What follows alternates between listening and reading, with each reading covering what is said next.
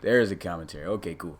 What's good, Relocation Football League fans? It's your boy Smitty here, back with the weekly RFL Season 5 podcast. And of course, can't have the Season 5 podcast without the infamous Bill, the legendary guy himself. I wanted to give him a cool name since he wanted to talk about not having such a cool name last week. So, You got the I don't most know. boring name you can possibly have. One syllable.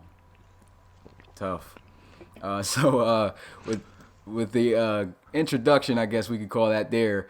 We got a lot to talk about here. Covering week 3, we're going to be talking about specific teams, specific player performances, as you can see, and like the mid-right side of this graphic here. Of course, the poster boy Tavion Hall going off this week, winning Offensive Player of the Week in the NFC. We'll talk more about that. Well, I guess not necessarily, but we'll get to the Desperados later on within this game. But first, we're going to start out capping off what went down in week 3. I didn't get the scores to put on here, but I do have the scores down and, of course, remembered from watching them. And so we recap week 3 here, and we get into our first game that happened on Thursday. It was the Orlando Sentinels taking on the Black Knights for the second time. The Black Knights got the best of them in their last matchup. The score was 30-19, and they play again, and the Black Knights gets it done again. And the final score ended up being 24-13. So what's your takeaways from that game, Bill? Yeah, man, to me it just seems like the Black Knights sort of have the Sentinels number because they cannot seem to get things right against them.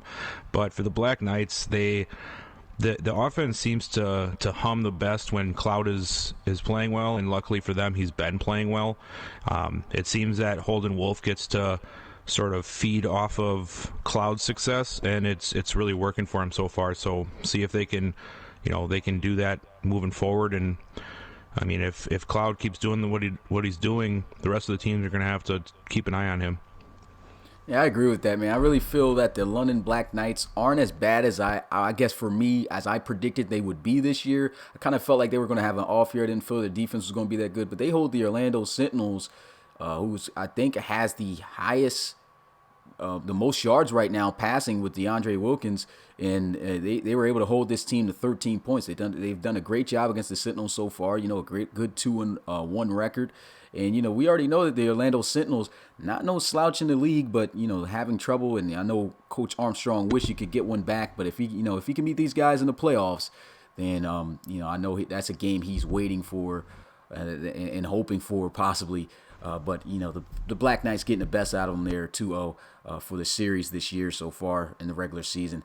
Moving to the game on after that on Twitch, it was the Oklahoma City Lancers traveling to San Antonio to take on the Marshals. Now we got a big surprise here as the Lancers were able to pretty much control this game. The score may not have predicted it or shown it. The final score ended up being 28-25. But for the most part of that game, I mean, the Lancers dominated. They had their run game. Looks like they got things figured out there. What was your takeaways from that game? Yeah, exactly that. I mean, the Lancers seem to finally put it together, and it worked. I was surprised a little bit that the Marshals gave up 28 points, but it did seem that, that they were able to at least hold them to some field goals. It kept them in the game till the end, but the Lancers they're dangerous. I mean, they could be a very solid team if they get things rolling. And DeAndre Cyan, I feel like I say his name differently every time I say it, but I mean, that guy's a monster, and he's going to be a problem if he keeps finding a rhythm with Mason like this.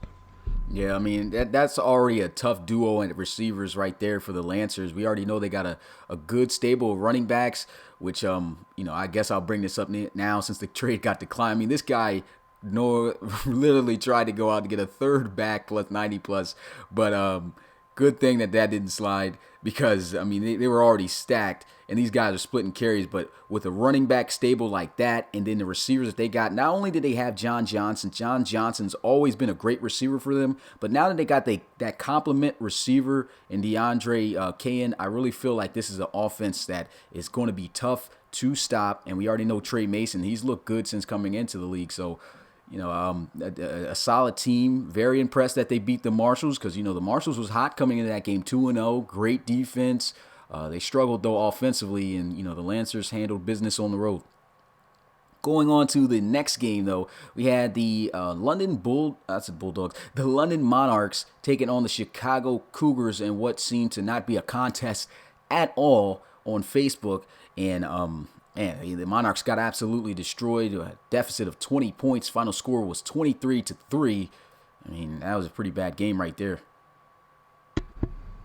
Yeah, that was. I'm not too surprised though, because I think the Tigers were a better team than what I saw in Week 1 and what we've seen out of them. The Monarchs just can't get out of their own way. You know, I don't know if it's the quarterback, the game plan, or the guys around them, but you know, they just every single week they just seem to fall short of what they're doing. And this week it just snowfall on them. You know, it was avalanche. The only good thing out of it is maybe we see the next big thing in Donovan Rose now that Curtis Bailey got hurt, which of course is unfortunate, but I've been excited to see him. I know the league's been excited to see him, so maybe we can get something good for the Monarchs moving forward. That's about all I got to say about it. Yeah, I mean, I just thought it was just a straight up domination. I mean, it was only 2 offensive touchdowns for the Chicago Tigers on slants to Donald Brewer. With Peyton Vandervelde, but still, the Tigers controlled this game. The Monarchs just looked like they couldn't get anything done there, hopefully things will change for them. But right now, I mean, looking like one of the worst teams right now in the league as predicted, and hopefully they can turn things around so that they don't get absolutely zilch wins on the season this year and end up like the season 3 Steamers. Yeah, I'm really close to putting them below the Pioneers at this point, so they better do something to impress me. Otherwise, they're getting moved to the bottom. So we move on to the Saturday stable of games, and first we started out at 1 p.m. Eastern with your game against the Barons. I was very shocked at how this game turned out. A lot of crazy plays going on, and pretty much a rivalry building up there with this newfound realignment and everything with these two teams, you two coaches, and you know, it was a great game, to be honest, with the way it almost closed out with the Barons who could have kicked the field goal to win the game. But there was a whole lot of other things that went on within that game, you know, the typical Madden problems. But I guess it balanced itself out. And then, of course, you guys ended up getting the win by 2 points, 26-24. What's your thoughts on your own game there? Well, first I want to put a disclaimer out because I know that at some point here, somebody's going to pull into the driveway and the dogs are going to go nuts. I hope it's not when I'm talking, but just so everybody's aware. And as for my game, that was a crazy game, and you know, hats off to the Barons. I battled them last year in the old division, and they've gotten significantly better this year, and they have a solid team. And it depends on which side of the aisle you're on. If you're a Barons fan, you're like, well, they got messed around at the end of the game for the field goal. If you're on the Explorers side, you look at it and you're like, well, there's quite a few things that went wrong for the Explorers when it came to the Madden AI stuff and sort of kept them out of the end zone a couple of times. So it depends on which side you look at it.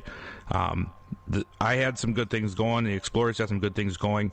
We just couldn't put things in the end zone. You know, whether that was because of the Barons just having a great game plan against us, some crazy things happening in the world of Madden. You know, we have to finish drives, and we can't expect to win games like this if we can't finish drives. But like I said, hats off to the Barons. They're a good team. I never thought they weren't a good team. I just like to give Roland a hard time, just like anybody else does. But yeah, hopefully next time it's more of just who's the better team rather than who has one more or one less weird occurrence happen, you know? Yeah, I mean, I really did like the game. I did feel like the Barons, you know, I didn't feel they were going to get blown out, but I felt like we were going to be able to see throughout that game who the most dominant team was. And for the most part, I'm not going to lie, you guys were controlling it. The Barons, though, I really like the fight of them coming back and, you know, the big plays that they were able to make and stuff on special teams as far as the block, taking it back to the house for a touchdown. It was just a good back and forth battle there between you guys, and can't wait for the next matchup. Moving on to the next game at 4 p.m., we had the Condors versus the Thunderbirds. And the Condors put up a decent amount of points on the Thunderbirds defense, but it wasn't enough to get the win. Final score was 36-26. The Thunderbirds undefeated still, 3-0, hot team. What's your takes on this one? Yeah, so this one was, I was really hoping that sort of the Condors would, you know, give me a hand a little bit, you know. But that didn't happen. Thunderbirds, of course, win it again, which we sort of all expected to happen. But I was impressed with the Condors' offense. They got it moving on the ground. They got it moving in the air, and that's not easy to do against the Thunderbirds. It doesn't matter who you are, or who you have. So to see them fight like that was pretty good. And for the Thunderbirds, I mean, in the end, the better team won. They were able to put together more plays and take home the W. But Cornell Mickens proves why you go and get a guy like him. He might not be the most consistent guy, but not everybody in the league has that kind of breakaway, break the game wide open type of ability like he does on that. I think it was a 69-yard run. Really made his day on the stat line, but it just goes to show why you want a high-quality back like him, even if you are the Thunderbirds. Yeah, and we already know that the Thunderbirds definitely one of those teams that no matter what finds a way to utilize their backs and put them in the right system. And with Cornell Mickens there, I mean, I know that Coach Kozera had his, I guess, thoughts on, not going with Mickens as that top guy for the team, which kind of took us all by surprise. But Mickens quickly showing him, I'm that guy. Nobody should start over me. Made plays, and they get the job done at home in front of their home crowd to stay undefeated. Still a hot team. Much easier schedule, I'd probably have to say, this year for the Thunderbirds, but they're still handling business and getting things done, and that's what you like to see out of them. Condors, good fight out of you guys. Coach Nick Laramie over there. I felt you did the best that you could, and you're like Bill said, your offense came out there to perform. Going on to the next game, the Pioneers, once again, taking another loss here to the Riverhogs. Final score was a blowout, 38-13. For a second, it looked like the Pioneers were cooking something up. They had a lead at one point, and then it just quickly evaporated. What's your thoughts on that one? Man, well, first off, Mr. Anthony Washington, welcome to the RFL.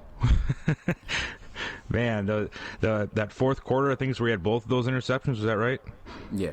Yeah, and that was a great. I mean, it sort of blew the game open at that point. We all knew that the Riverhawks were probably going to take it, but I mean, like I said before, they're close to not being the worst team if the Monarchs keep it up, but they just do it again. Their defense kept them in the game to some extent, or at least attempted to, and they just can't trust the offense to produce. And eventually, the Riverhogs' ability and more talent outplayed them. Dre Shivers was great. 27 carries, 165 yards, and 2 touchdowns. And they had their own problems passing the ball too. I think Mackey had 2 interceptions of his own, but unfortunately McCafton threw 3, and the Pioneers' offense struggled again. And eventually it was just a runaway ball game for the Riverhogs. Yeah, so my takeaways from this, once again, like you said, the Pioneers' defense once again keeps this team within the game. But another thing, the offense does show flashes of possibly being able to be a problem. I have seen a lot of good flashes out of the quarterback, George McAfton. He made a couple of good throws, but of course, majority of them I think were bad too. But there were some pro-style throws that I've seen him make within that game, especially that touchdown he had to Brody Cummings up the seam, up the middle. The way he was able to zip that one in on that defense. I mean, I've seen him do that a couple of times already this season. We already know he's a young quarterback, but I think he can definitely turn out to be a good franchise quarterback for the new Coach Grant Culpepper over there. And I mean, I think that this team may not be as bad as the Monarchs. I have the Monarchs right now as the worst. And as for the Riverhogs, they just did what they did, turn things around. Started out a little bit difficult, and shout out to Jesse Newhouser, 2 weeks back-to-back that he wins Defensive Player of the Week. Yeah. And, I mean, he was just rolling. Yeah, and then, I mean, maybe Coach Culpepper will have a new scheme that'll help McCafton find what's going to work for him in this league, but until something changes on the offensive side of the ball, I don't see them winning a game, And I was cheering for him. Last week. I know people who listen to this podcast probably like, Bill just wants them to lose by 20 every week, and I don't. I wanted them to win. I was cheering for them to try to do something, but they just didn't happen. Yeah, like I say, it started out kind of hot, but went away real quick. At 6 p.m. Eastern on Saturday that day, kicked off those 2 slots of games with the Armadillos and the Dreadnoughts. Both teams at the time were undefeated. One team came out there remaining unbeaten, and that was the San Antonio Dreadnoughts getting it done at home with a final score of 27-20. It was a really good, interesting game to watch. Terrible performance by Devin Wade. What do you think about that game? Yeah, I know there was some kickback on the Instagram page about this announcement with Drew Hartsock coming in and Devin Wade going to the bench, but I think it was a good move. Anybody who's watched season 4 knows that Wade has really never found some form of consistency now we or gotta rhythm. hold a little bit of that for gotta hold a little bit of that for the for one of the topics we're gonna hit later on. Oh, we're gonna hit that later. Yeah. All right, fine. I'll hold off on it, but we'll go back to the rest of the game. Aside from the quarterback issue, we'll talk about later. I think that the Armadillos, they had the right game plan for the Dreadnoughts because McBride seemed like he just couldn't really find anything to put the Dreadnoughts in a position to really pull away from the game. Luckily for them, they had Britt and Javante Gilliam, and I mean, without them, I think the Armadillos actually win this game. So, but luckily for the Dreadnoughts, Wade was Oprah this week. You get a pick, and you get a pick, and you get a pick. Yeah, there was a lot going on in that game.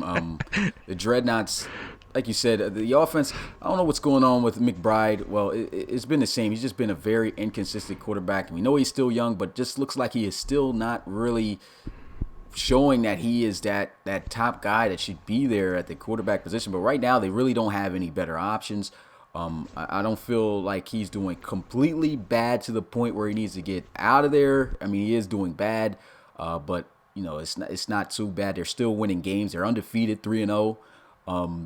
The run game, though, is really what's helping them. Kirby Britt, free agent who they signed at the beginning of the regular season, and you know, Javante Gilliam has always been a star back.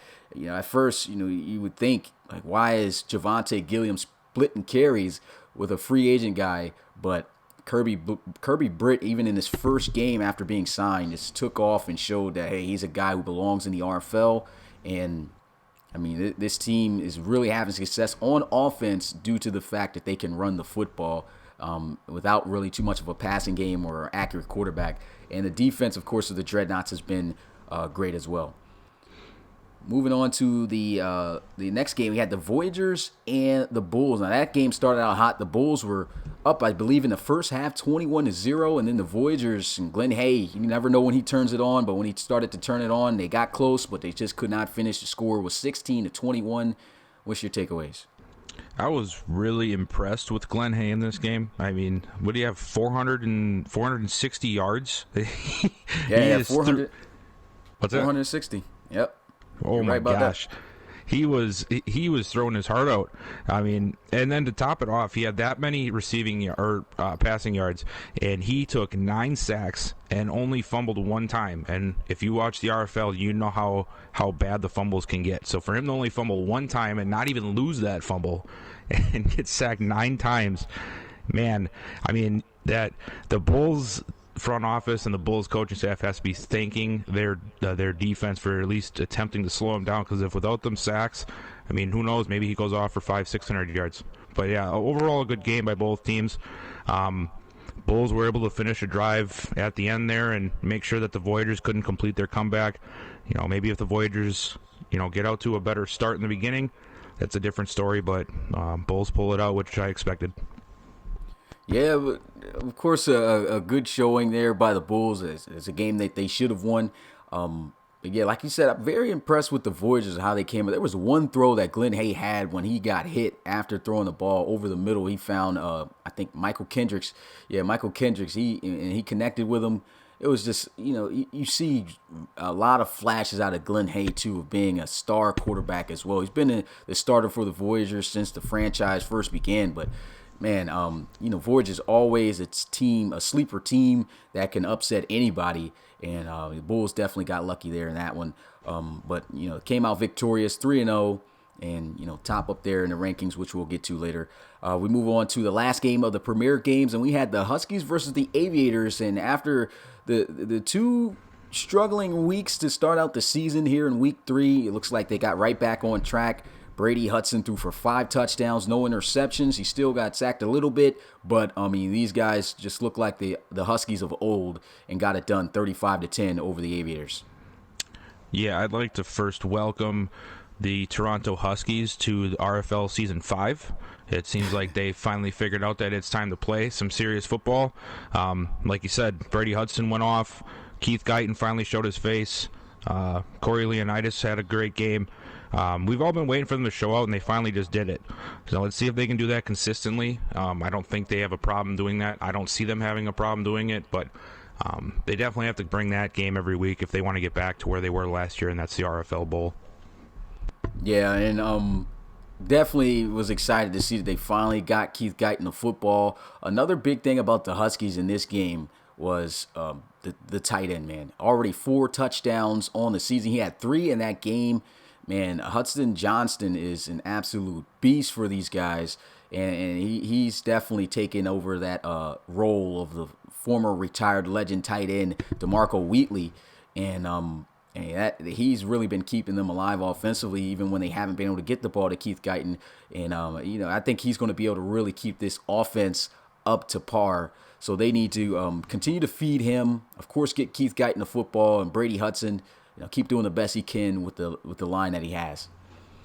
Moving on to the Sunday slate of games, it was a great game, probably the best game I would have to say probably of the week, and that was the Conquistadors versus the Celtic Tigers. Now the Celtic Tigers, of course, came in this game, the big dogs, number 1 ranked team in the RFL, and the Conquistadors, Coach Levant was like, you can't sleep on the Conquistadors. We're a legit team. They come into the game, and they did a pretty good job on the Celtic Tigers. There's times where they were up.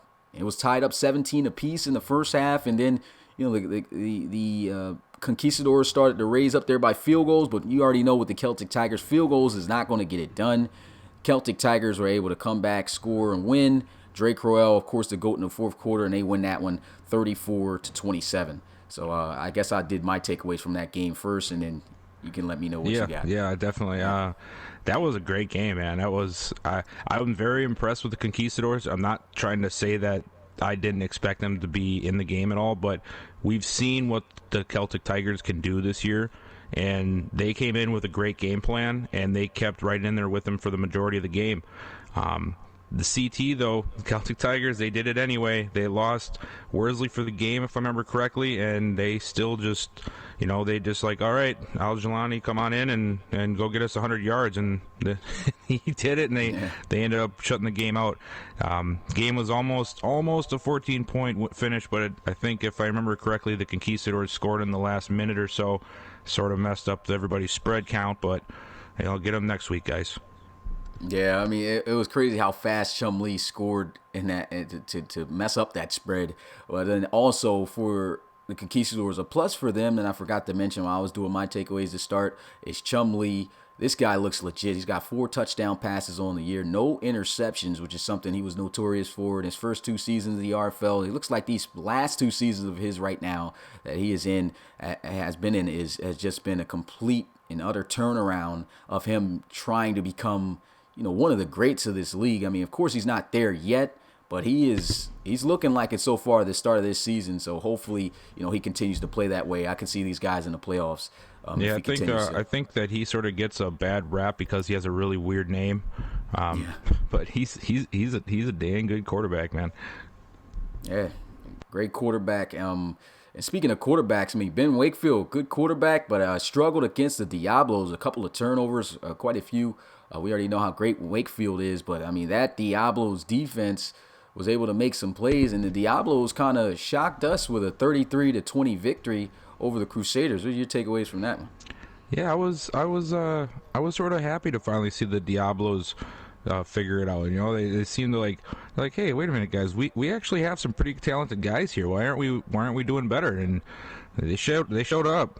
Shiloh with, I think he had 2 picks, and like you said, those turnovers for Wakefield, he hasn't really had that many issues with that this year. And the game he did, it ended up being the downfall for the Crusaders.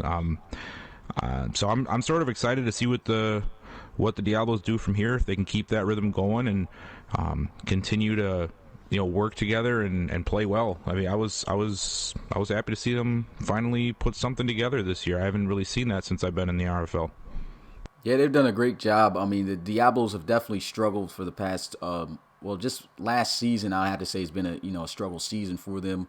Of course, season 2 was a time where they made it to the relocation bowl. Of course, didn't win it due to a loss to the Red Dragons. After that, they had a pretty okay season, but it's kind of been downhill from there. But it was good to see a performance, like you said, here against a pretty solid team in the Crusaders. I mean, the Crusaders may be 1-2 right now, but that's a pretty good team right there. And the Diablos definitely surprised me with that game. They figured out a way to get Madison Axel going on the ground. He had his first 100-plus yard rushing game in the RFL as a rookie.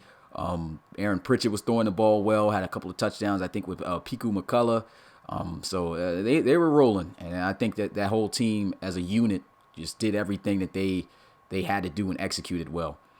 Moving on to the Monday games, the final day of Week 3, we had the Desperados taking on the Shamrocks, and the Desperados, it was a tie game, just like the Celtic Tigers and Conquistadors game at 17 apiece in the first half, but then the Desperados just quickly were able to separate and finish out the game 35-17, leaving the Shamrocks scoreless in the entire second half. What do you guys say about that one? Yeah, man, those Desperados, that offense right now, it looks like it's finding its groove, and I mean they're a scary looking team if Hall and Mason can keep doing what they did in this game. Tavion Hall's a monster in his own right. I mean, he had 220 something yards, I believe, and you can just see the difference between a guy like him and the guys they've had in the past where. You think, I think the one, it looked like he was about to get stopped after 5 yards, and next thing you know, he's breaking it off for 50, 60-yard touchdown. You just don't get that with a lesser back, and it's going to make Chase Mason even better when it comes to trying to find the holes in the zone and taking advantage of the mismatches in the secondary. So this team is dangerous, and hats off to the coach, Coach Hooks, for figuring some stuff out with the Desperados. We know they've been up and down. Yeah, he's done a great job so far with this team, and we'll get more into the Desperados later on in this podcast. But the Desperados, I really was impressed with the way that they did things. The Shamrocks were in it too. They definitely put up a good fight, but the turnovers really killed them in that second half of that game. And of course, with the Desperados, their new firepower and the new weapons, it's going to be tough, to give them good field position like that and think you're going to be able to come back. So they did a great job in that game. Really was impressed with Chase Mason. He kind of started out a little rough. He threw an interception. I think it was DeMario Waters or somebody, I think, that picked it off in the end zone when he got there. But ever since, I mean, he was on fire. He got into his rhythm more so in the second half, and he was able to pick that Shamrocks defense apart. And, of course, Tavion Hall doing what he does best, and that's making a statement. Big free agent signing, making plays, and that's what they got him for. Had 220 yards exactly rushing in that game. His first 200-yard game of the season. Maybe he'll have more, and a couple of touchdowns. So, yeah, big game for him and the Desperados in that one. And, of course, to finish out Week 3, we had Coach Roby and Coach Davis, two friends going at it here. They played in multiple leagues together, and they met for the first time here in the RFL with both teams, with these two teams. Of course, Roby now having the Cougars. And it was a game that I thought was going to be a little bit more high scoring than it was, but it was a game that also I wasn't shocked to see. It was straight defense. And I mean, we already know how great the Red Dragons defense is, probably the best defense in the league. And then we also know how great the Cougars defense is, the highest, I believe, overall defense in the league. And I mean, the way that when those two met up, I mean, they shut down each other's offenses, and it ended up being a 7-12 game. What was your takeaways from that one? Yeah, hats off to both coaches, both Coach Roby and Davis. I mean, it's not really too surprising for me, and you want to see these two teams sort of air it out and have a big shootout game. But really, when you think about how these guys perform and how these guys prepare for their games, it makes so much sense that this is the kind of outcome we had. We know Rob and Davis are always trying to figure out what's best for their team, and they just had the perfect game plan for each other. And nobody, I mean, the Cougars had that one big play, and then after that, it was just defense, defense, defense, defense. And I was impressed that both teams were able to shut down both offenses because neither of them are slouches, And I think that at the end of the day, the missed field goal and the missed field goals and the costly fumbles sort of outdid what the Cougars defense was able to do for the first part of the game, and it cost them in the end. And when you play a team like the Red Dragons, or the Cougars for that matter, if you can't finish off some drives and you have some miscues, you're asking for them to come in and get the necessary points that they need to take home the W, and that's what happened here. Yeah, the Red Dragons, once again, which is going to be a topic we talked about earlier, offense just getting stalemated. Of course, we already know that the defense of the Cougars, like I said, a top defense in the league as well. But they struggle here against the Cougars. The Cougars did the same. At first, I thought the Cougars were really going to open things up after that 80-yard touchdown bomb that he was able to throw to Contavious Henderson, and he took it all the way to the house. But, of course, the Red Dragons defense after that, Coach Davis just went on the sideline and told his guys, we're not giving up any more after that, and that's exactly what they did. Shut down the Cougars completely after that. On offense, the defenses, like I said, were exchanging. And, of course, the 3 big forced fumbles straight in a row. I mean, it was literally after this drive, another fumble. After that drive, another fumble. I mean, these guys were hitting hard. And, you know, those big plays on which this defense lives for and what they do helped them win the game with literally nothing but field goals. They didn't score an entire touchdown the whole game. And they won it with straight kicks. So, of course, the player of the game for me on that one has got to be the kicker of the Red Dragons. If not the entire defense, of course, we give them first. But a great game for sure. I thought it was a good battle. And, you know, I'm not really too much of a defensive guy that likes to see defensive games. But that was actually a pretty good defensive game to see with some exciting plays. You know, one thing I gotta mention, too, about this game that I think goes a little bit gets under the radar, not many people really realize it, is Rob actually commentated this game. Yeah. And I mean, if anybody has commentated a game or has been put on the spot like that, when your team and you care about something so much, and he's had this game circled on his calendar for weeks, I mean, hats off to Rob for a great job commentating, because that's not easy to do, especially when you can see your team slipping in the end or things not going your way. That takes some talent to be able to keep your composure and give the best possible commentary you can. So, I mean, I want to just give a shout out to Rob for that, because that's not an easy task. Yeah, big shout out to him, man. And that's the reason why we got, you know, him as a commentator, man. Commentators got to be able to, you know, not be biased, and he exhibited that to the fullest. And even though he came back and talked to us, he said, man, I was mad in that game, but he held his composure perfectly. And, you know, that's the reason why he's a man for the job, man. And, you know, unfortunately, you know, don't want to, but he's got to call some more of his games. But, you know, I know he's going to be able to get it done, and he did a great job calling that game. Moving stress on. balls help. Stress balls help. Yeah. Stress balls definitely help. Moving on to the injuries so far this week, we had some pretty big ones. First, it was we talk about Tyrone Dugan's linebacker, one of the top linebackers for the Bisons. He's been out due to a broken collarbone. He's out for 6 weeks for the Bisons, and I know that's really going to hurt the defense, because they got a pretty good defense. But you know, losing Tyrone Dugans is pretty tough right there. I'm going to just keep going on, and you just let me know which one that you think at the end is the most, I guess, impactful for the team. But Tyrone Dugans, a guy gone for 6 weeks due to a broken collarbone. Then, of course, the big story right here. Well, we'll go in order and save that one for last. I'll move into our next topic. So we had Frankie Blake for the Elks. He gets injured for the same exact injury, out for the same amount of time. He's out for that 6 weeks for the Elks. So another good key veteran linebacker for the team, out for a good amount of time during this season. And, of course, main topic of this week, heading into this week, Curtis Bailey, you know, struggled in his game against the Tigers this past week. He's going to be out for 4 weeks due to a shoulder tear, leaving Donovan Rhodes an opportunity to start here. But with that being said, which one of those injuries do you feel was the most impactful for a team? Man, that's a toss-up. I mean, you could really say, considering it's, I think, the same position, Dugan and Blake are both outside linebackers, right? Yeah. Yeah, so I mean, it's sort of a horse apiece between the two teams. you don't really.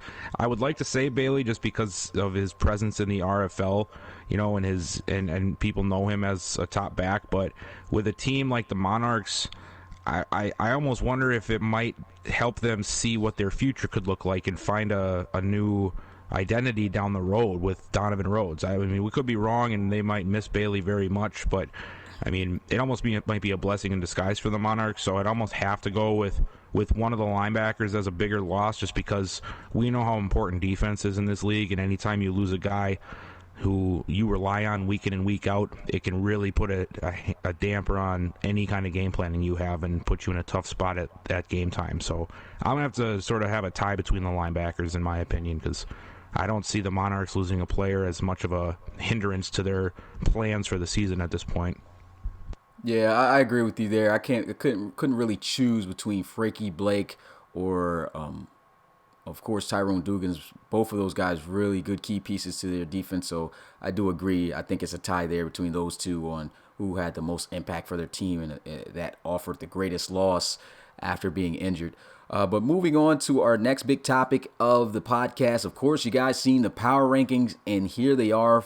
Number 1 still are the Celtic Tigers at 2. We got the Dreadnoughts at 3. We got the Bulls. So that those 3 rankings right there stood the same. Everything else changed, though, as we had the Desperados after an impressive win moving up to number 4, the Thunderbirds underneath at 5, Steamers at 6, Explorers at 7, Black Knights at 8, Huskies at 9, and Lancers at 10. Of course, all of these based off of Madden and not my own rankings. But looking at those rankings, what do you think about them so far? Do they look like they're off, or would you make any changes to this? Thunderbirds too high. Thunderbirds too high. I'm I just think kidding. that was about to come. Actually, I think the Thunderbirds should be higher on this list. They might not have been as flashy so far this season, but I mean, they're the team to beat in the NFC. It doesn't matter that the Desperados have a flashy new running back and a new quarterback. Until somebody knocks the Thunderbirds off the pedestal, I think they're the team to beat in the NFC no matter what. For the rankings in the AFC wise, so like, Celtic Tigers the first, Dreadnoughts, Bulls, I definitely agree with that. But yeah, if I was going to do anything, I'd probably bring the Thunderbirds up at least above the Desperados, and I'd probably put them at I'd say maybe 2 or 3 behind the Celtic Tigers at this point. Mm-hmm. Yeah, not that bad. I might agree with the same thing. I mean, I don't feel it's too off. I do feel the Thunderbirds should be higher. The Desperados had an impressive win. I do feel like, I think that might be the swap that I make. I'd probably put the Cougars in here over the Lancers. Yeah. No offense, Noah, but even though they lost, yeah, I mean, it was a great game and everything. And I think that's why Madden brought them up. But still, I really, both same record teams. I feel that Cougars are the more better team that should be in the top 10. So those are the only changes that I believe I would make from this list. I also seen that Coach Rummel talked about Cito Torres, talking about him dislocating his elbow and out for 5 weeks. That is a big loss right there for the Marshals and Coach Rummel. And I did have him on the list, but for some reason I didn't have the picture in there to put as the overlay, and so I missed him. But good thing you brought him up. But that's a tough loss right there. That might be might be up there as a tie with the linebackers as well. But with that being said, we have the rankings right here, of course, shown, and we'll move on to the next topic, which is, of course, going back to why the injury of Curtis Bailey was so important. Well, I guess important to one particular player, Donovan Rhodes, who's looked very impressive during the preseason and now getting his opportunity to start for the very first time in the regular season for the London Monarchs. Is this a blessing in disguise? We don't know, but we already know he's a talented a very talented running back, and he could take the Monarchs offense to the next level, even though that probably won't be too much depending on how the quarterback play goes and everything. But what's your thoughts on this, and do you think that Donovan Rhodes is going to be the guy that's going to keep Curtis Bailey's spot when he returns? I almost think that even if Rhodes, let's just say Rhodes comes in and he's average, maybe he's not exceptional over the top, maybe he's still learning a thing or two. I almost wonder if at this point in Bailey's career and in this point in the Monarchs situation, you should keep Rhodes at the starting position, just because obviously if you're looking at 2-3 years down the line, Bailey's not in your thoughts. Because his age is getting up there, he's not going to be, even if he is still playing. Then his stats are not going to be there. His talent's still not going to be the same. I for one think that Rhodes is going to come in and just take the job from him. I feel that at this point he might be able to give a little spark to the Monarchs offense, and I mean hopefully he can, because somebody needs to help take some pressure off of Schrader, because he needs some help bad out there. Somebody send that guy some help, and hopefully Rhodes is that answer, because Bailey definitely wasn't doing it. So yeah, I mean I think this could be a blessing in disguise for the Monarchs, and maybe get them to accept the rebuild and accept the changing of the guard a little earlier than they thought they would. Yeah, I mean, I really do think that Donovan Rhodes is going to come in and take this position. I mean, I feel he's been an impact player since he's been in the RFL. He was a great prospect in the draft. I mean, this is another guy who's just the underdog, gets overlooked. I mean, if you look at his NCAA Road to Glory series, which was done by Crate Games, I mean, this guy was amazing out of Nebraska.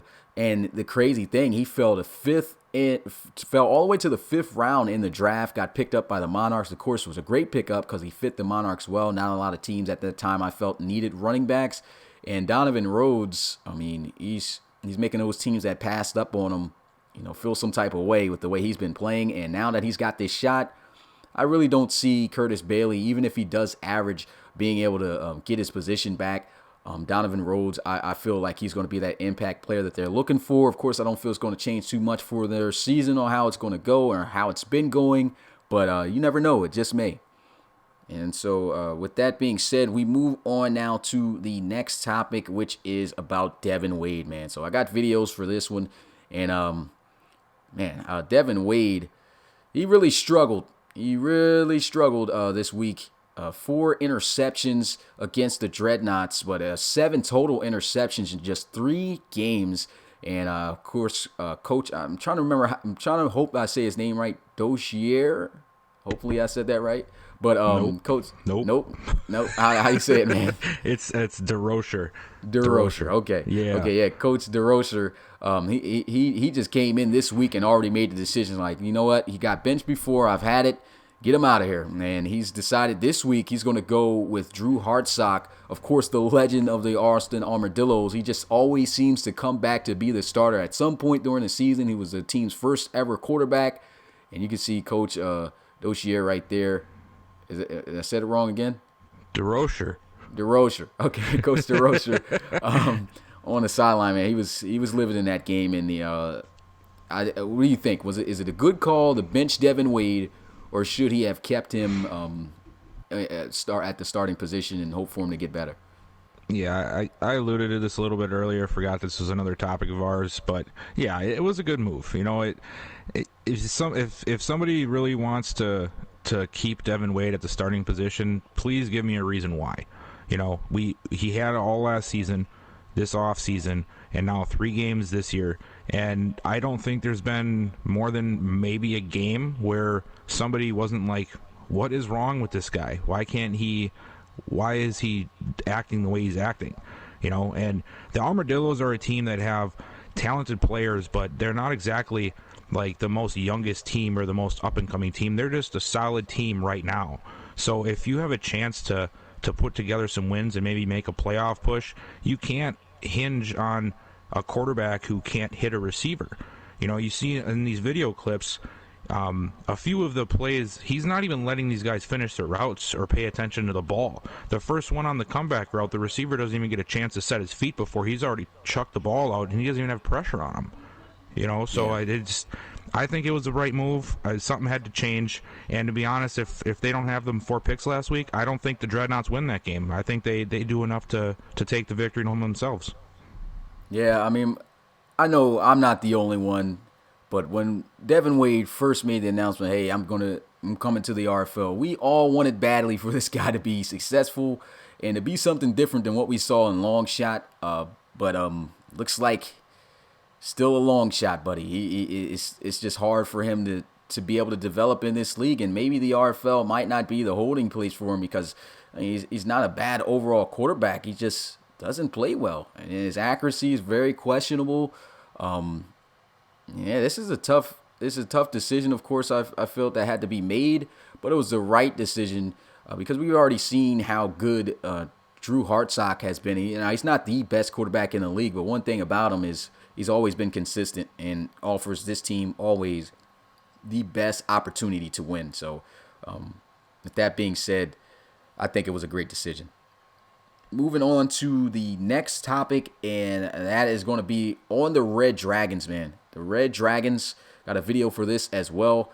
I mean, they get the win, but they win it all by field goals, man. I mean, this was a team that we already know always throughout their career has had problems on offense. The offense has been the problem. If Joey Lewis, that's a big reason why he got benched. They put Anthony Savoy, the rookie, out there to make some plays, but it still doesn't matter. It seems this offense just cannot find a way to gel together and make plays, especially on third downs. I mean, these guys are really struggling. Check these numbers at so far this season. They haven't even thrown one passing touchdown, and they only have 2 touchdowns this season, both on the ground. And they are ranked 30th in the league in terms of offense. I mean, this team is really struggling on the offensive side of the ball. And even though, they're sitting pretty decent at a 2-1 record, if they don't get this offense together, which we know is important in this league, the defenses are going to be able to win everything, and they could find themselves out of the playoffs again. Yeah, this is a weird situation because you look at the team and you're like, well, they're going to have a good offense, they're going to have a good defense, they're going to be very successful, and for some reason they just haven't been able to put it together on offense. Obviously a lot of it probably has to do with a rookie quarterback. Not that Anthony Savoy is a bad quarterback, but he's a rookie, and you're going to have growing pains. So I think that over time that'll change. I am still sticking to my not pulling Anthony Savoy in favor of Joey Lewis, just because we saw last year that Lewis got pulled himself because he wasn't performing, and it didn't really change anything. I don't really know where they go from here. Another point, though, to look at, and I know this is just this week, but CJ Bobo is starting to sort of become an injury, injury concern. Last year they lost him. Now this year he got hurt again. I'm not sure what the status on that injury is, if it's anything outside of the finishing the game or not. But when you have a guy like him, you rely on him, and you have to be able to count on him to be there, even if you have a rookie quarterback who's struggling a little bit. So factor in the fact that Bobo can't stay healthy, and that Savoy is a rookie still trying to find his place in this league. You have to be able to find a way to make it work, whether that's maybe changing the scheme up, changing the playbook, trying to take a little bit more pressure off of Savoy as a quarterback for a while. I don't know. I don't want him to pull the gun and just crash the whole Savoy coming out party and try to go back to Lewis, because there's a reason you draft a quarterback in the first round. There's a reason you start this quarterback on the first week of the season. You obviously didn't trust Lewis enough. I just don't see the point in pulling him yet, but of course I'm not the coach there. I can't make that call. I'm just giving my opinion here, but I think at some point they'll get it figured out.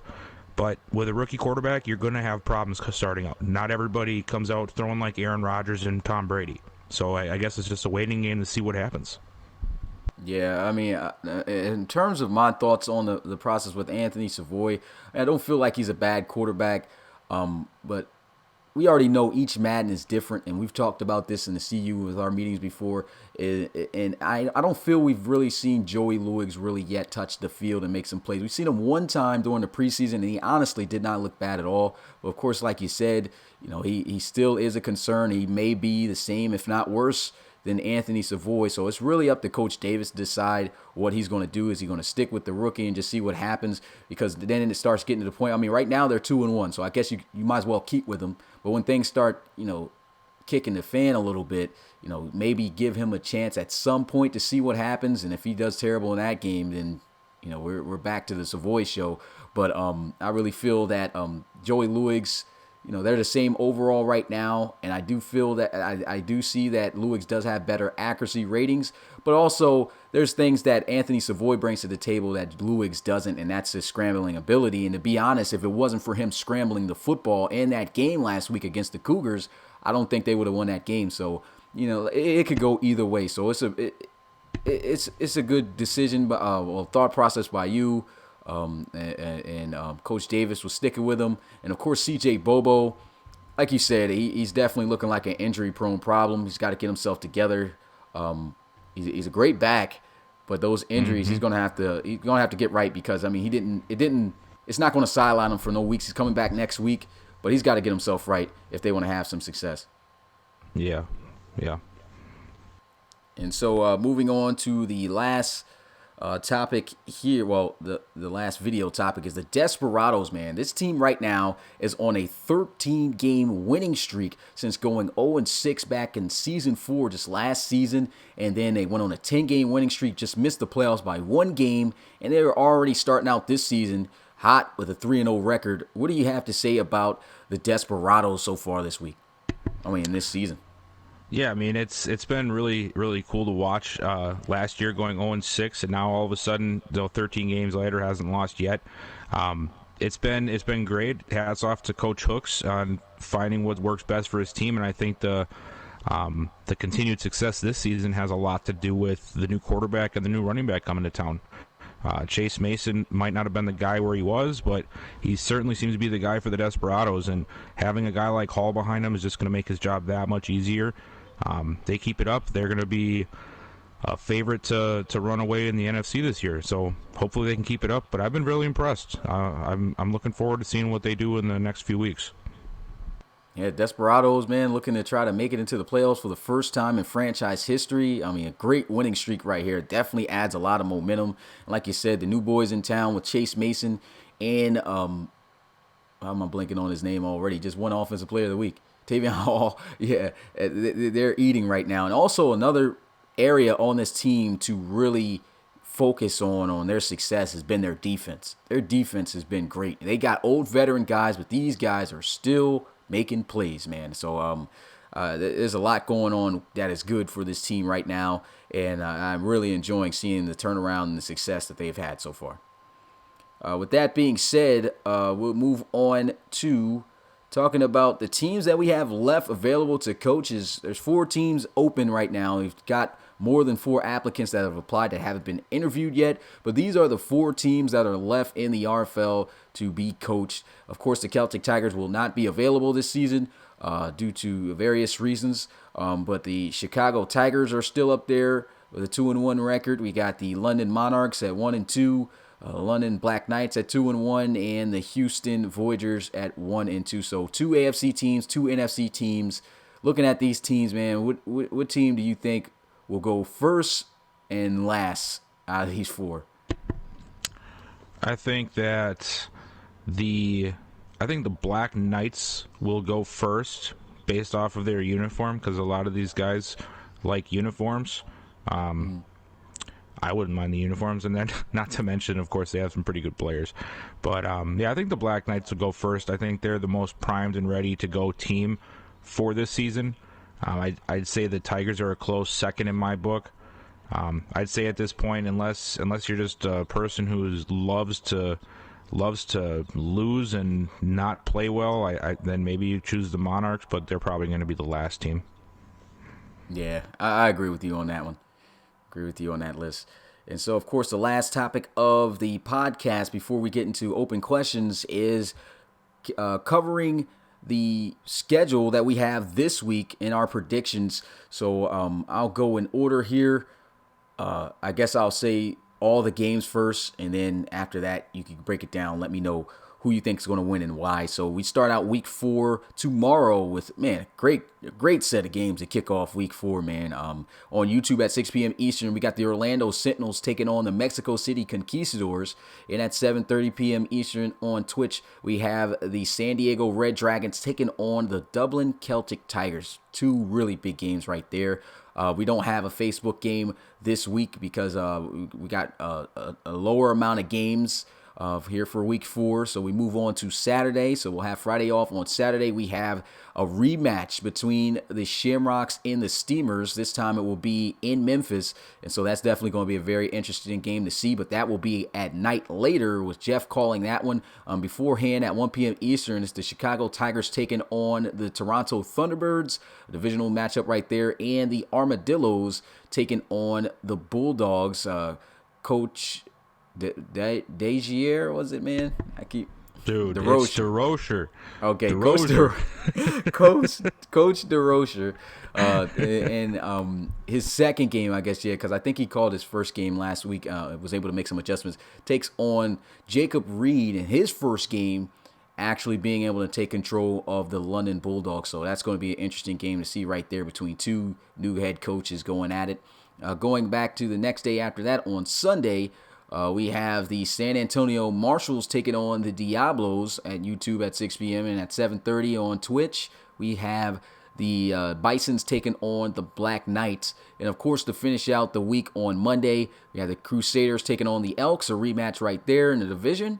And the Voyagers taking on the Aviators to close out week 4. So looking at those games, let me know who you think is going to win and why. And also, to add to that, which game are you most excited to see this week? Yeah, well, so starting off tomorrow for the Sentinels and the Conquistadors, this one was a really, really tough call for me just because we just saw Levant and the Conquistadors have a great game last week, and we saw the Sentinels have a rough one again against the Black Knights. I just don't think that the Sentinels are as up and down as we've been seeing. I really think that they're going to get it right, and I'm going to pick them again this week. I think I'm going to trust Coach Armstrong and his veteran coaching experience to right the ship and bring it home for the Sentinels this week on the road. The Red Dragons and Celtic Tigers, I have to go Celtic Tigers here. The Red Dragons are good, but as we just talked about, their offense right now is lackluster, and we know that the Celtic Tigers can play lights out on offense, and I don't think anybody wants to go toe-to-toe with Drake Crowell right now, especially not a rookie quarterback. So I'm going to go with Dublin there. Moving on to the Saturday games, we have the Shamrocks and the Steamers. Yeah, that's the late game. Well, either way, Shamrocks and the Steamers. If it's anything like the last time we saw these teams play, I'm excited. All right, but I think that the Steamers are going to take this one. I want to see the Shamrocks play well. They just haven't been able to put it together yet this year, in my opinion. I hope they can, but I think the Steamers are a more solid team and they're playing better together right now. The Tigers and Thunderbirds. I just said it before we were talking about them. The Thunderbirds are the team to beat, and until somebody proves to me otherwise that they're not the team to pick, I'm going to pick them. The Armadillos and the Bulldogs. Now, this was another tough one for me. I like both teams, and they both have new coaches, so still trying to feel out and figure out what kind of identity they're going to give their teams. But I think that the Bulldogs will get the home field advantage, and they'll take home the W in this game. I like Timmy Merritt, even though I gave him a little bit of a hard time earlier, and Smitty thinks they're going to the Relo Bowl. I do think they'll win this one. And now, just to cut that off, man. I never said the Relo Bowl, though. That's crazy. I'm just giving you a hard time. I mean, you might as well have said it in the way you're talking about I just said the dude was going to make the playoffs. Okay. Fair enough. All right, back to Sunday. And we got the Marshals and the Diablos. This was another tough one. We have a lot of really close games this week, I think, and this was one of them. But I'm going to go with the Diablos. I think, like I said earlier, they finally figured out that they have some talent and that they can play well when they work together. And at this point, I know some people like him. I just do not trust Tyler Argamonte yet. I just don't. I don't know if he'll get it together. I don't think he's going to be the answer for the Marshals. Maybe that's just me, but that's why it's my opinion and not anybody else's. The other Sunday game, we got the Bisons and the Black Knights. Got to go Black Knights here. I think they have a good groove going. It wasn't just because it's the Sentinels. They have a solid team. And then to finish it out, we got the Crusaders and the Elks. All right, Mr. Coach Chips, I'm going to give you some more chips this week. I think the Elks are going to win. I think Garrison Ash could be a problem for Wakefield, given last week's turnover issue. And I think Bain is a problem for any team that plays them. So I think the Elks will win it at home. And then I think that the Aviators are going to bounce back this week. They got a new coach who wants to show what he can do, and they have the Voyagers coming to town. I think they bounce back, and I'm going to call it right now. Kingston Kenny's going to go off for 100 yards. Okay, cool. Good and then out of right those games, I think as much as the offense is sort of lacking right now, I think the tomorrow night's game, the Red Dragons and the Celtic Tigers, is probably the best one to watch. I mean, so many of them are a toss-up, but that one's got two powerhouses going against each other, and who doesn't like to watch those kind of games? Yeah. Well, I guess I might as well answer the game to watch right there and agree with you, because I'm going to say the same game. It's definitely a big game to watch right there. A rematch of the AFC Championship game back in Season 2, where the Red Dragons went on to win the Relocation Bowl. So always a great matchup between those two. Breaking down each game individually for me, in the Sentinels and Conquistadors game, I'm going to go with the Conquistadors here. Love Coach Armstrong, but I feel like the Conquistadors, even after that game to the Celtic Tigers, are a little hot right now in Chumlee. He's looking really good. I feel like it will be close, but I think that Coach Mercer and the Conquistadors will pull out of there. In the Celtic Tigers and Red Dragons game, I think it's going to be a really good game, but I really do feel like the Celtic Tigers are going to be able to pull away from the Red Dragons a little bit due to their lackluster offense. Moving on to the Saturday games, I'm going over this time. I think the Thunderbirds are going to, of course, beat the Tigers. I didn't mean to say, of course, like that, but I don't feel that they're going to be able to stand it with the Thunderbirds there. Then in the Armadillos and Bulldogs game, I got the Bulldogs winning this one. They got home field advantage, and they're a good team, and I feel like they're just slightly better than the Armadillos. In the last Premier game with the Shamrocks and the Steamers, I do feel like the Steamers are going to win it again. It was a game last time that they met up that the Shamrocks should have won, but they just could not stop Reed Wagner on that last drive, and they lost that one, and now they got to go on the road in Memphis to try to beat them. I don't think they'll get it done.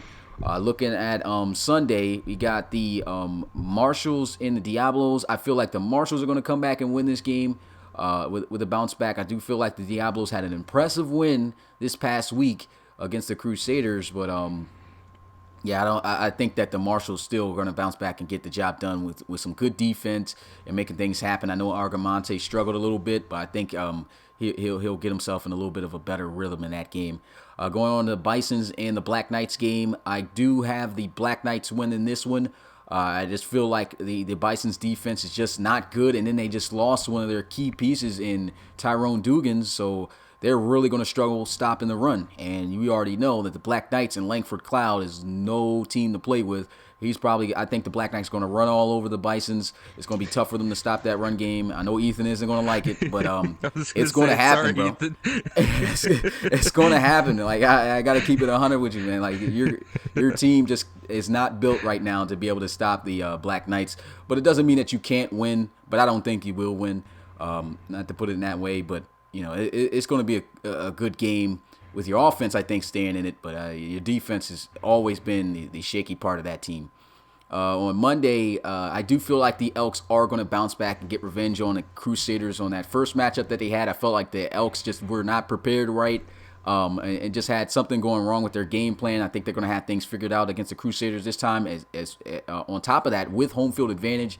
So I think the Crusaders is the Crusaders are going to struggle a little bit there. And especially after these last two tough losses that they just took. And as for the Aviators and the Voyagers, I mean, after the performance that the Voyagers had, man, I kind of feel like they may win this one. So I'm gonna say Voyagers. I do want to say Aviators, but I feel like after that beating that they just took from the Huskies, I don't feel like they've got the momentum technically coming into this game, even though they're home, to beat the Voyagers, and I think Glenn Hayes actually going to have himself another big solid game to win that one, but I think it will be close.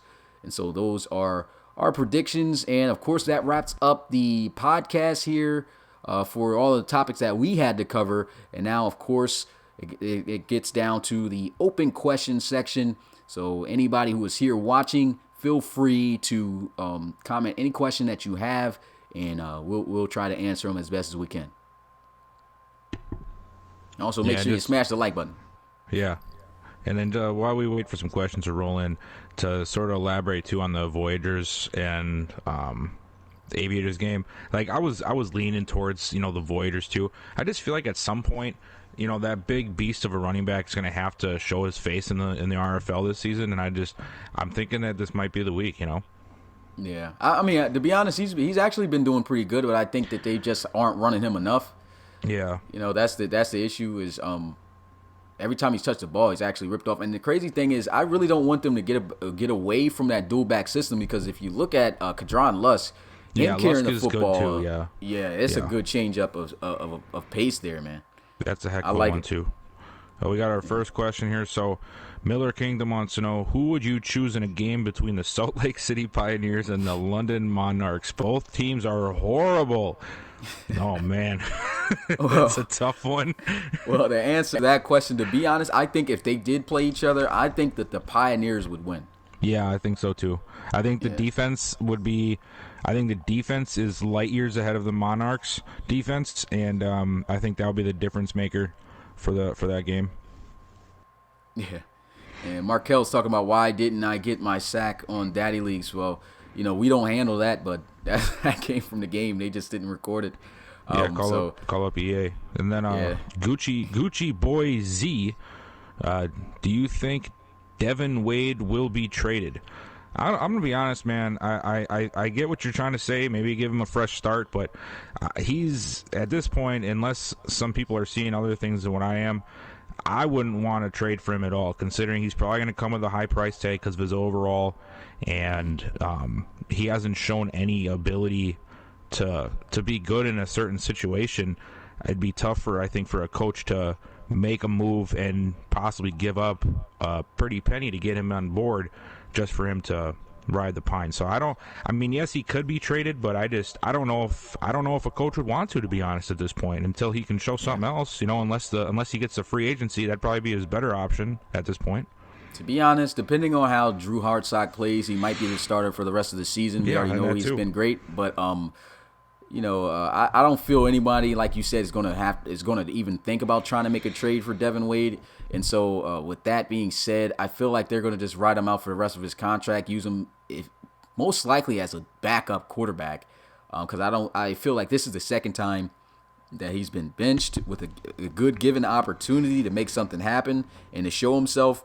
And I think that might be it for the Armadillos organization trying him. I mean, Coach Goods tried him out. Didn't work out. He went with him as long as he could, and that ultimately probably cost him a playoff berth last season. And then, Coach, he just comes in. This guy's already got 7 interceptions. He's like, hey, it's time to go. So I don't think that Devin Wade is going to stick around long, of course, to be traded or anything. He might just, could be the end of his career here in the RFL, to be honest. Or he might be a good backup. Yeah. Time to shine. Why won't quarterbacks throw to my side of the field? Angry face. Well, I mean, you are one of the top cornerbacks in the league, Trey Wilkins. I think you got it. You've got an interception, I believe, or 2 probably already this season. So you guys doing all right, But who is going to throw to that side? You know what I'm saying? Here's a really good question though. What's the biggest downfall of the Shamrocks in your opinion? Well, to be honest, I would have to say the turnovers, but I just feel it's the competition more so than anything. And then, of course, I would have to say I think it's just the competition on who they're playing right now. I feel like they're a good team, but other teams are figuring out, or just having the better luck in winning the game, and then also just being the more talented team, and then also the fact that, turnovers really have hurt you guys a lot.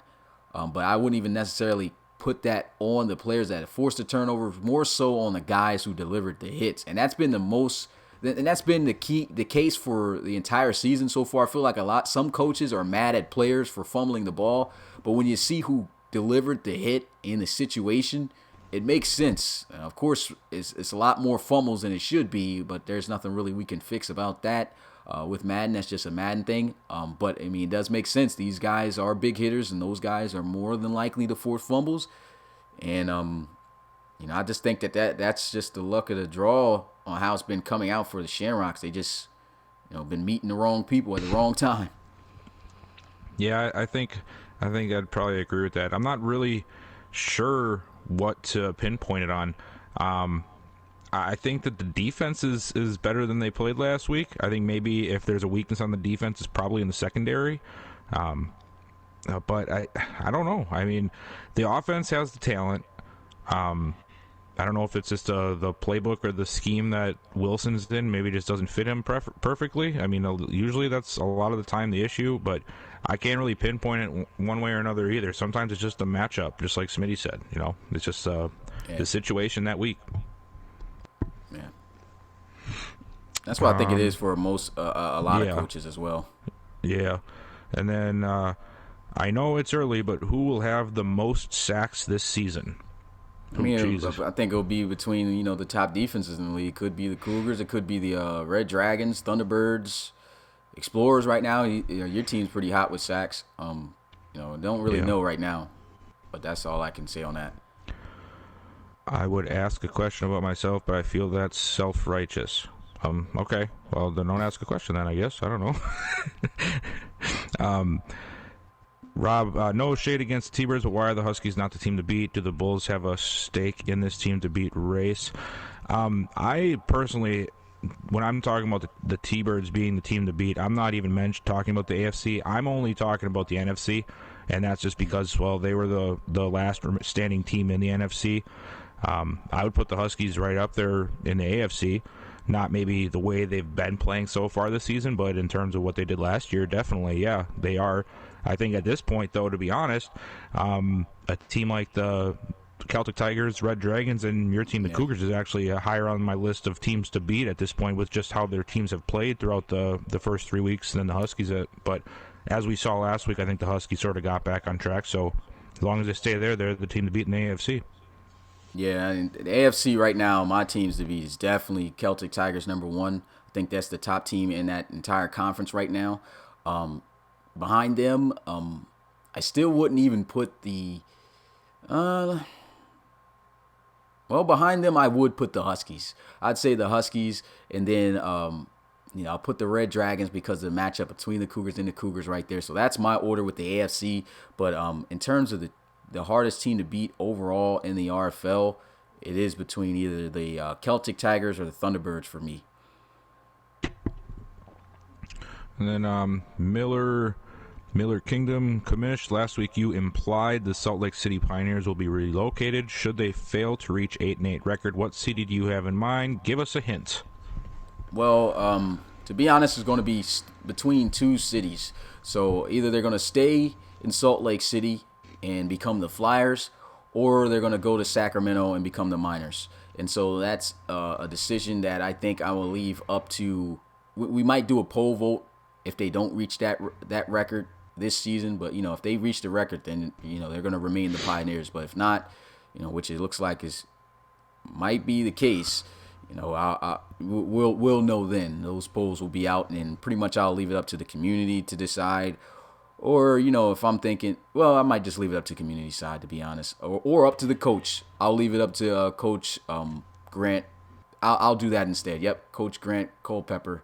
I'll leave it up to him to either choose between I guess the Flyers and the Miners. Yeah, if he has a good season, and it looks like he's going to be a solid coach, I mean, what do you want to do, man? You want to stick with the Pioneers? You want to go to Sacramento? Or you want to become the Flyers? I'll make it his choice. Yeah. That's fair, because I mean that's what you want as a coach, be able to choose your own destiny. So that's cool. Yeah. Do you think the Bulls are having a breakout year? I know they lost in the playoffs, but breakout season. Yeah. I think they're playing really good. I mean, it's nothing like a breakout wow season. I mean, they did get an impressive win against the Huskies, but I think they're. I mean, they did this last year. You know what I'm saying? Yeah, They, I they were think 12, that 3 and 1. they were good last year too. So I wouldn't really consider. I'd consider maybe last year a breakout season more than I would this Yeah, year. yeah. And they still got eliminated the first round. You know, so to be Yeah, they honest, did. you know, even what I need to see in order for it to be an improvement season is make the playoffs again and win the first playoff game. Mm-hmm. Do you think El Camion will have a bigger effect against the Shamrocks this time? Well, actually, I think he's still hurt, right? Yeah, he's out. That's Yeah, another guy I was he's supposed to not put going on to the be playing injuries this list. week. Yeah, And then he's out for 4 weeks, I think. Yeah, so he'll still be out for a couple weeks yet. What do you think about teams heating up in the middle of the season? Like a team may go 0-4, then they start getting wins, basically second half teams. I mean, I think you can get hot in the first half, hot in the second half. All that really matters is if you get to the postseason and if you can find that, that momentum then, because if you lose in the wild card round or the divisional round, or if you win the Reload Bowl, nobody's going to remember if you sucked in the beginning, sucked in the middle, or at the end. It's just all about how you finish. I think so. I mean, it is what it is, in my opinion. Yeah, I agree with that. When Lancers have most sacks and interceptions in the NFC, and with a two-headed halfback core, why, in your mind, are they not a top 10 team? Well, the one thing I'm going to say on why they're not a top 10 team, in my opinion, is the teams ahead of them right now, I feel, have performed a lot better in terms of their performances against their players. Now, the Lancers, they had an impressive win against the Marshals, but the issue is those games before, I don't feel like they were that impressive at all. And it's taken them a while to even get that running game going, and I still feel like they may possibly struggle with that as time goes on. But, I still don't feel like they're just a top 10 team yet. They are a good team. They've always been a good team. But unless they continue to do what they did last week against the Marshals, I'm not going to consider them in the top 10. But, they are in the top 10 based off Madden. So, I mean, that's just my opinion. Yeah, I mean, they're more of, in my opinion, more of what's the word I'm looking for here? They're right on the cusp. I don't view the Lancers as just this incredible team, but they're not a pushover. They're not a bad team. They're a solid team. What I think the problem is, and Rozier, you probably won't like this at all, but I think that the team needs more of a focused identity. I don't think that Rashawn Gary was a needed addition this offseason. I've said it before. I think that those resources could have been put maybe to the secondary, because the secondary needs help. My ex-safety Sean Carter has been great for the Lancers, and that's one piece. But you need usually three corners and two safeties that are all able to keep up with guys like C.J. Robinson. You got the Joe Johnson. You have Amari Manuel. You have Montrell and Santa. There's so many receivers in the NFC that the biggest point and the toughest thing that you should try to build up is the secondary, and that's the one thing that I think the Lancers are lacking. So, I mean, it's hard to put them above a team that has high quality players in the secondary and that doesn't have overcrowded backfields or overcrowded positions as a whole, eating up cap space and playing time. So that's why I think so. Yeah. Might not be a popular opinion, but hey, guess what? It's my opinion. So would you consider relocating the Monarchs? I'm not relocating. The only team I was considering relocating was the Pioneers. Now, we're not going to get in the habit of just relocating teams like that. It's just the Pioneers simply because, this is a team that has not been good throughout its, franchise history. And it would add for a different type of storyline and a change of pace for the league, a little change up. With introducing, another team in the league like that. I do like the Miners. The Flyers uniforms are pretty good. So I feel like either one of those teams, if Coach Grant Culpepper decides to, move, either one of those teams would be, I think, a good new addition and a good fit for the RFL. Yeah, and then just to add to Gucci Boy Z's comment. I hope so as well to some degree, because I think everybody in the RFL wants to see Dre win a championship before he sails off into the sunset. Yeah, you never know when his time's going to be. Could be after this season. He's having one heck of a season, but the more he stays around, his overall is going to continue to, for the most part, drop. It's going to be harder and harder the more he stays here, and this could be a year that I feel he could definitely make that run. And to be honest, hopefully he does. Everyone wants to see it, like Bill says. Everyone wants to see it. Of course, the coaches, would like to win a championship as well, and of course, they put that first. But even Bill, is saying it himself. If he's not there and playing against them, you know, I'm pretty sure he's going to be rooting for him. I think everyone's going to root for the Celtic Tigers if they make it to the relocation bowl this year. Oh yeah, definitely. I mean, I hope that I can get to the Reload Bowl, and of course, if I get there, I want to win it. But yeah, I'd love to see the Celtic Tigers win one. That would be a crazy matchup, though, if we spoke that and said that if the Celtic Tigers played you guys for the, that'd be crazy. That would be pretty crazy. I would welcome that with open arms. Yeah, that would be a game. So any other questions, guys? It looks like we're about good. We're already over an hour here. I see Yeah. Jay said he wants him to win one, but I want the Huskies to go back to back. Yeah. But Yeah. yeah, with that being said, I guess we're gonna close it out here. We're already almost at that hour and a half mark. Appreciate you guys coming through, as always, tuning in to the RFL podcast live. If you haven't already, make sure you smash the like button and subscribe for more RFL content, and turn on the notification bell to be notified every time we go live, either with a podcast like this or, of course, a live game. But with that being said, it's your boy RFL Commissioner Smitty. I got choked up right there. It's your boy Smitty, RFL Commissioner and play-by-play commentator, along with what's going to be a special name to close out of here, Bill. It. I guess we'll just go with Bill.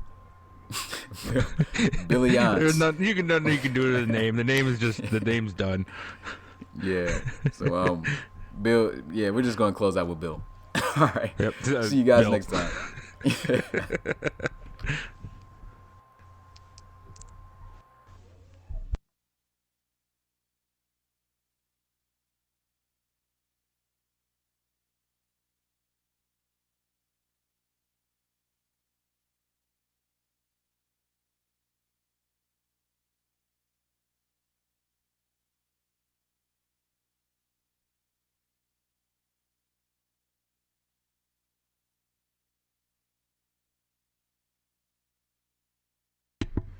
Yeah.